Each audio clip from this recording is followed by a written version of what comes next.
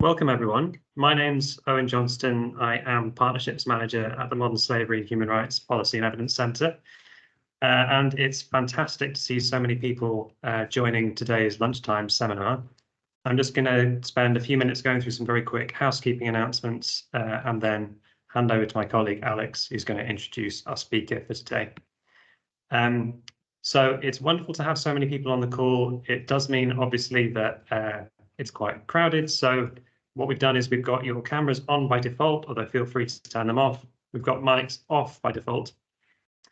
And if you do come unmuted, if you could mute yourself, that would be hugely appreciated just to avoid any interference. We've got the chat function turned on today. Please do use that to share questions and comments as we go through the seminar. We're going to hold all questions until after the presentation, but feel free to drop them in during the presentation and we'll keep a note of them and get to them afterwards. The running order for today is about 15 minutes of presentation, maybe a couple of minutes more, and then another 20 minutes or so of Q&A taking us to the end of the session. We are recording this session and we will share the recording of the presentation afterwards. We won't share the recording of the Q&A. So any questions or comments you make won't be captured in the recording. If you're concerned about your name or your image being captured on the recording, do feel free to turn your camera off and or use a pseudonym if you feel more comfortable doing that. And we'll drop a link into the chat to explain how you can change your name to a pseudonym if you want to do that. We'll also be monitoring the lobby and the chat as we go for any latecomers or questions. I just wanted to highlight the Modern Slavery PEC's meeting rules that we use for any kind of external or larger events and meetings that we have. It's just a set of guidelines that we have in place. The aim being to create a safe and productive space for all participants at these events, including anyone who might have lived experience in modern slavery. So please be aware that there might be people in attendance who do have lived experience. There's absolutely no requirement to disclose any experiences, but please be mindful that statements could be made that do disclose personal narratives of modern slavery. I'm not going to read through all of the meeting rules because we're tight on time, but we will drop a link to them in the chat and please do take a look. And just to note that in order to make sure we are providing a platform for respectful and open conversations, we do kind of reserve the right to remove anyone if we need to, if they violate any of those rules during the meeting, which I'm sure won't happen. Just quickly then to recap why we're here and what this series is about, if you've not been to a previous lunchtime seminar, the idea is that this provides a platform which we hope that modern slavery researchers can use to share their latest findings with a diverse audience, including not just other researchers, but also practitioners and policymakers. That's part of the PEC's wider belief in promoting new evidence, particularly to those outside the research sphere who use that evidence to inform decisions they're making, hopefully leading to better policies and practices. So we firmly believe in the value of also new and stronger collaborations in conducting that research. And hopefully the other thing these seminars achieve is to bring together quite a diverse group of different people and organizations across the anti-slavery sector to explore new ways in which we can collaborate together.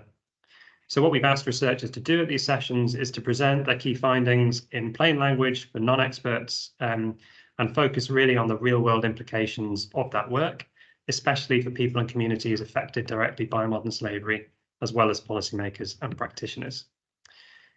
So what I'm going to do now is hand over to my colleague, Professor Alex Balch, our Director of Research, who's going to introduce our speaker and chair today's session. Over to you, Alex. Hopefully everyone can hear me and see me. Great to be here. As Owen said, I'm Alex Balch. I'm Director of Research at the PEC. I'm here to introduce Patrick, which is a great pleasure. So I've known Patrick for a few years and I'll give you the formal and then also the informal intro. So formally, Patrick is Senior Project Officer in the Protection Division at the International Organization for Migration, IOM. He was co-investigator most recently for an MS-PEC-funded study on the role and responsibility of prisons in securing the rights of modern slavery survivors in the UK. So that's where we've been working with Patrick most recently. He was also a co-investigator on research conducted by University of Bedfordshire and IOM on human trafficking from Albania, Vietnam and Nigeria between 2017 and 2019. And he's worked on counter-trafficking projects in Ethiopia, Indonesia and the Philippines. In 2017, he won a Human Trafficking Foundation Anti-Slavery Day Media Award for Best Written Opinion Piece. And I think many of us here will already know Patrick for his work and his outputs. Yeah, just say also I worked with Patrick on a project on NRM data, looking at the impact of COVID-19. And so it's really fantastic that he's joining us for one of these lunchtime seminars. I'll leave it there and look forward to hearing what Patrick's got to say. And as Owen said, I'll be here afterwards to sort of shepherd the Q&A. So over to you, Patrick. Saying, well, thank you for the opportunity to join the seminar to speak about the work that IOM has done on the NRM data analysis, and thank you for the PEC for organising this lunchtime seminar series, and we look forward to a future series that you'll be hosting. So, as you mentioned, IOM is an intergovernmental organisation, and we work on all issues related to migration. And as Alex said, I work in the protection team here in London, focused on modern slavery. And I want to talk about the NRM, National Referral Mechanism. NRM, as I will use going forwards, and this is the UK's official system through which survivors of modern slavery are identified and supported. And IOM has published a series of briefings which look at providing more detailed analysis of the disaggregated NRM data. And for this seminar, I want to present some of the key findings from that work to try to illustrate the impacts of the changes to modern slavery policy and legislation introduced in the Nationality and Borders Act of 2022 and the Illegal Migration Act of 2023. So NABA and IMA, I guess, for short. In the seminar, I want to focus on essentially a series of unprecedented differences which have emerged since that legislation. Firstly, unprecedented differences in the positive identification of UK nationals compared to all foreign nationals. Unprecedented differences between the likelihood of getting a positive decision based on who referred you, and unprecedented increases in the waiting time for initial decisions from the NRM. I also want to show that women are waiting the longest for a final decision from the NRM, and that it's largely been victims of criminal exploitation, potential victims of criminal exploitation, who have been disqualified from protections. And then finally, I want to show some significant differences which have emerged in relation to positive decisions for children based on who made that decision. And just a quick note to say that in reference to 2023, I'll be talking about the first 9 months of that year, as the data for the final 3 months won't be published until later this year. So the first decision-making stage with the NRM is the reasonable grounds decision, and this is expected to be made within 5 working days. And this needs to be made quickly because a positive decision is what enables access to government-funded specialist support for potential victims. And these decisions are made by 2 bodies within the Home Office. Now, one of the UK government's central arguments for the need to reform modern slavery policy and legislation in the NABA and IMA was to tackle what it claimed was abuse of the UK's modern slavery protection system. Now, such claims of abuse were made in the context of NRM data, which showed that the proportion of people who received a positive reasonable grounds decision had increased steadily in recent years. And so between 2014 and 2018, we saw 8 out of 10 people receiving a positive reasonable grounds decision, which increased to 9 out of 10 between 2018 and 2022. And these types of statistics were widely referenced by anti-trafficking organisations in questioning some of the rhetoric around this system having been abused. But the UK government's explanation for this high proportion of positive decisions was that it was very easy to get a type of decision like this. And the government's new plan for immigration, which was published in October 21, said that the threshold for these decisions were low, and said that reforms were needed for, I quote, distinguishing more effectively between genuine and vexatious accounts of modern slavery. Now, until 30th of January 2023, a reasonable grounds decision would be positive if a decision maker suspected but could not prove that the individual being considered was a victim of modern slavery. So NABA required changes to be made for that test for that decision. Now, while the Nationality and Borders Act was passed in the spring of 2022, it wasn't until the 30th of January that the changes took effect as guidance was updated. And then from the 30th of January, the changes meant decision makers needed to believe, based on objective factors, but falling short of conclusive proof that a person is a victim of modern slavery. Now, objective factors is a crucial wording in that position, and the official guidance explained that an objective factor is a piece of information or evidence that is based in fact. Ordinarily, a victim's own account by itself would not be sufficient absent objective factors to have real suspicion. So following this change, there was an unprecedented fall in the proportion of positive decisions. And between April and June of last year, only half the decisions that were made were positive. Now, a legal challenge led to the withdrawal of the requirement to provide objective evidence at the end of June 2023, and since July of last year, a decision will be positive if the decision maker agrees there are reasonable grounds to believe, based on all available general and specific evidence, but falling short of conclusive proof that a person is a victim. However, only half of decisions made in that period since that change in guidance were positive. So the Home Office have acknowledged there's been an impact here in following on from the changes in guidance. And recent analysis by the Home Office acknowledges that in recent years, 9 out of 10 decisions were positive, and that from the 30th of January, quote, the threshold for positive reasonable grounds decision was updated, which led to a reduction in the proportion of positive decisions issued.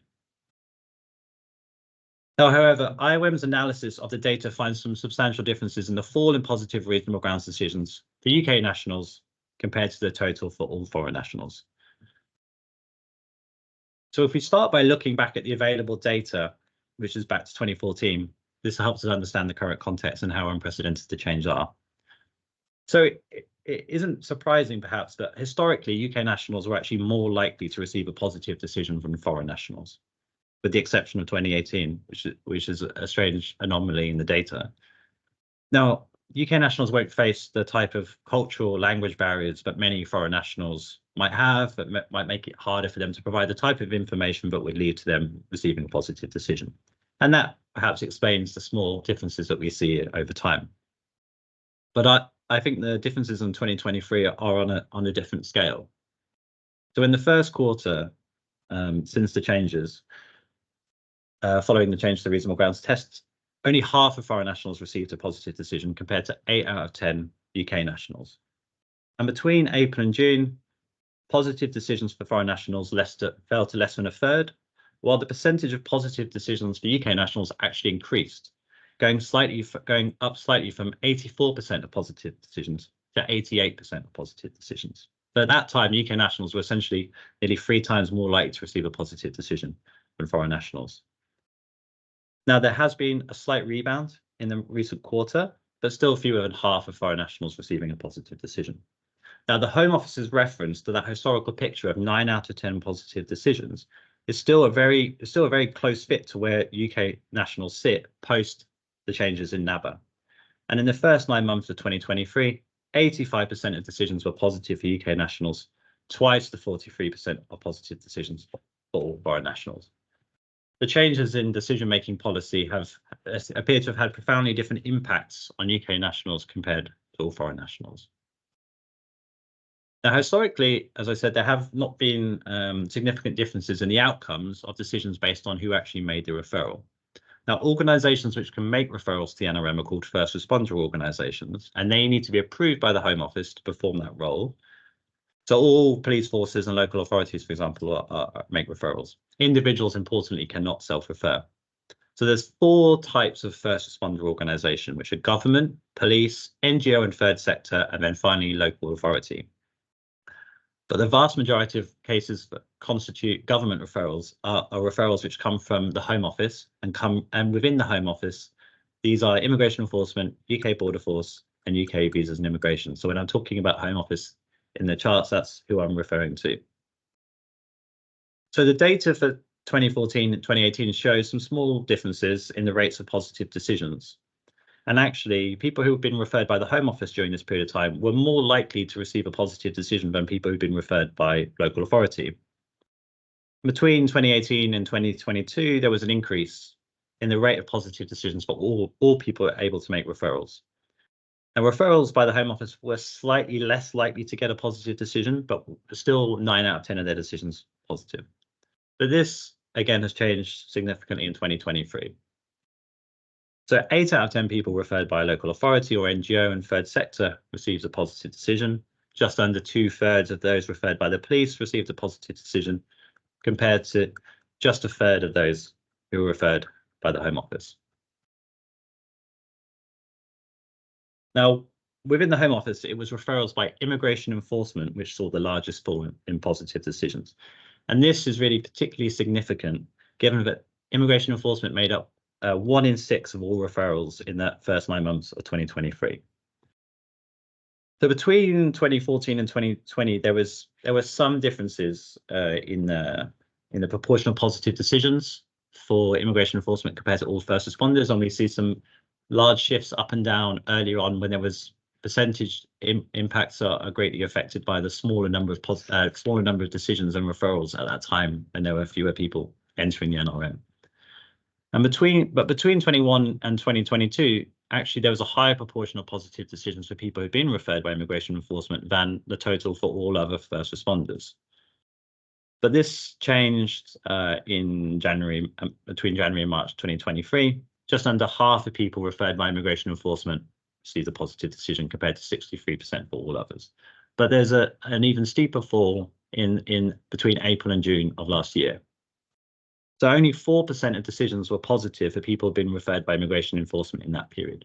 Now, a year earlier, 94% of people referred by that referring body, the immigration enforcement, received a positive decision. So reforms to decision making have seen us go from a change where almost everyone was receiving a positive decision to almost nobody receiving a positive decision. Now, this rebounded slightly in Q3 after the requirement for objective evidence was withdrawn, but only to a quarter of decisions being positive. So the immigration minister told Parliament that the changes to how decisions were made would ensure that decision makers can make timely and robust evidence-backed decisions. Now, the NRM data includes median waiting times for all reasonable grounds decisions per quarter, so we can compare waiting times before and since decision-making changes to see the impact. And now the median is the middle number, which is found by ordering all data points and picking out the one in the middle.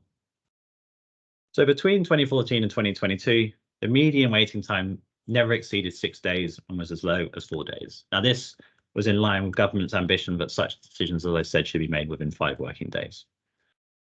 In the first 3 months of 2023, the median remained the typical 6 days. But this increased significantly in the next 2 quarters, rising to 21 days in Q2 and increasing further to 47 days in Q3. Now, long waiting times for these decisions mean delayed access to protection, which is going to increase the risk of people being re-trafficked or suffering further harm. Delays may also discourage people from actually engaging in the process, meaning they never actually access support which would be available.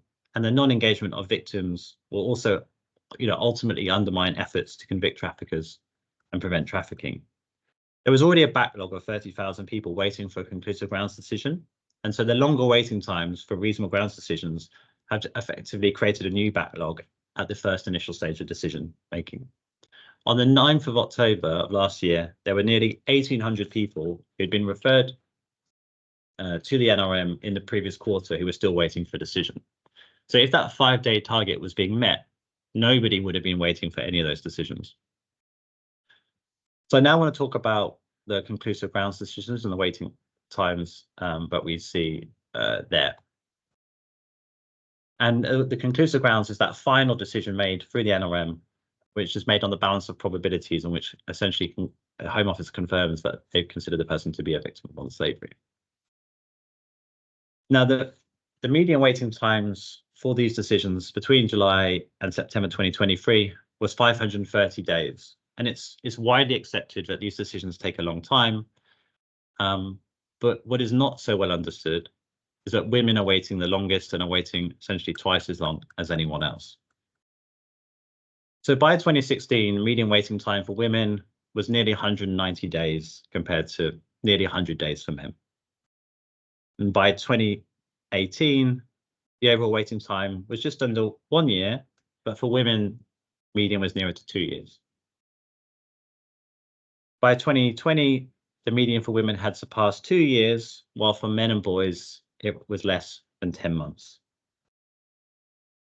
Between 2021 and 2022, the waiting times for all groups increased, and it reached a high of just over 3 years median waiting time for women compared to close to 500 days for others.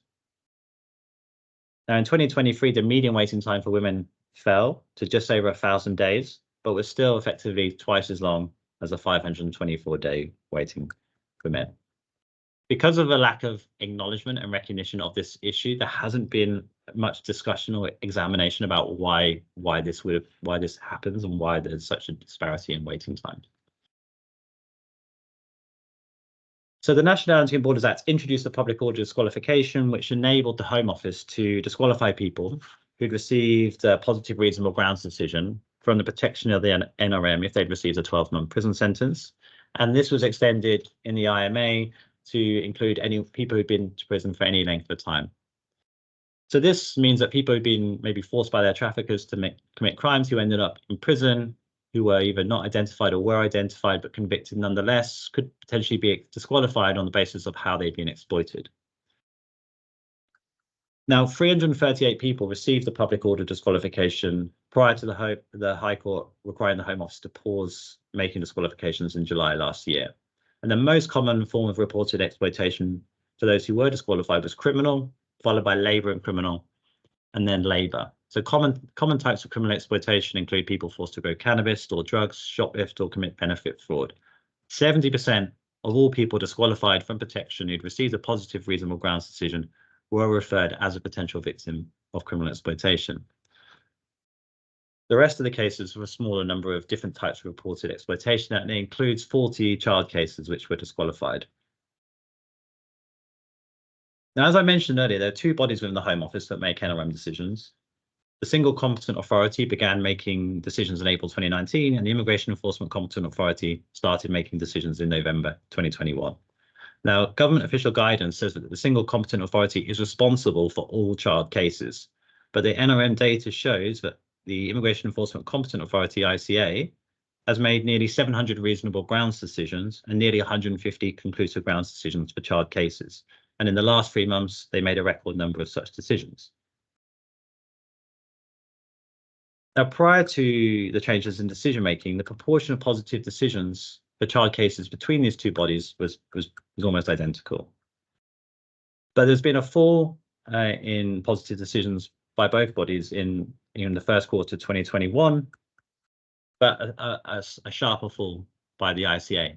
And this actually fell as far as 12% positive decisions for child cases made by the ICA in that period.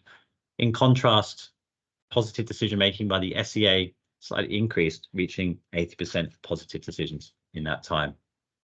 Again, there's been a slight rebound in the most recent quarter that data is available for, but still the difference is vastly higher than it had been previously.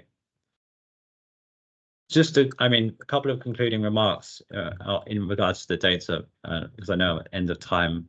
I wanted to say, and I think it's important to recognise that the UK is a world leader when it comes to the NRM data it collects and records on potential confirmed victims. And this is a highly valuable source of information which should be utilised when developing policy and legislation and for monitoring impacts of changes in policy and legislation. But the analysis of quantitative NRM data can only really tell us what has happened, and further exploration of these important trends is needed to better understand why these things are appearing in the data. Thank you very much again to the PEC for hosting this discussion, and I really look forward to hearing any questions or comments that people will have in our time for discussion today. Thank you. Brilliant. Thanks so much, Patrick. Lots of applause emojis coming up. So I think, like me, everyone really enjoyed that, and such important insights into the data over the last 6 months. Obviously, it whets the appetite for the final quarter of 2023, because you've pointed out some really important trends and some really alarming changes that have happened since NABA and IMA. I would just say, on reflection, this just, I think, raises lots of really big questions about why, but also about the implications for people who are suffering exploitation and their ability to get the right sort of response from the authorities. Thanks again, Patrick. I'm going to hand over now to Owen just to give a few final words, but thanks for that really, really great talk. Yeah, just to add my thanks to Alex's. It was a really fascinating presentation, Patrick, and I think, like all the best presentations, raised more questions, which I think as a research funder is also something we're very interested in hearing about, and hopefully it will prompt future work in this area. I wanted to thank everyone on the call for coming. It's fantastic to have had such a good turnout today, and I hope you found it as interesting as we did. We're just dropping a link into the chat for a very short anonymous feedback form, which takes 2 minutes to complete. And we would be enormously appreciative of your time in completing that so that we can improve any future events like this. We will be planning future seminars roughly once a month in this series, each one showcasing a different researcher and area of work, same format. And you can see more details on our website in due course. So please look out for those. If you did tell us when you signed up for this that you were happy for us to contact you in future, you've been added to our newsletter and you'll get regular updates through that. You can also sign up for that and for our Google Group mailing list through our website separately if you'd like to. That's pretty much everything for now. So we're going to bring this seminar to a close. Thank you again, Patrick. Thank you, Alex. And thanks so much, everyone, for coming. Thank you very much.